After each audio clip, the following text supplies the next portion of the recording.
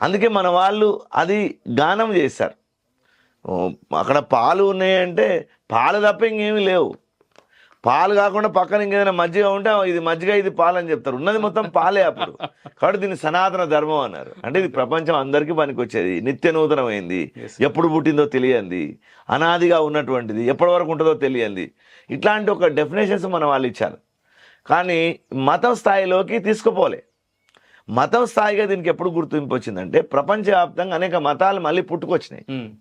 ఒక 4000 ఏళ్ళ నాడు పార్సీలు పుట్టుకొచ్చారు, వాళ్ళు అగ్ని ఆరాధన చేశారు.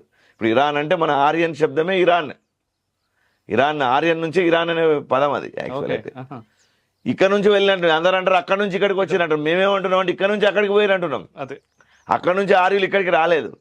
ఇక్కడ నుంచే ఆర్య తత్వము, పూజింపదగినటువంటి తత్వము, గౌరవించదగినటువంటి తత్వం ఇక్కడ నుంచి అక్కడికి పోయింది. అక్కడ ఉండేటటువంటి అగ్ని ఆరాధన వాళ్ళది. ఆ తర్వాత కాలంలో ఇప్పుడు జ్యూస్ అని మనం ఇజ్రాయెల్లో చెప్తున్నాం, వాళ్ళు వచ్చారు, హిబ్రూలు. ఆ తర్వాత క్రైస్తవం వచ్చింది. ఆ తర్వాత ఇక్కడ ఇస్లాం వచ్చింది.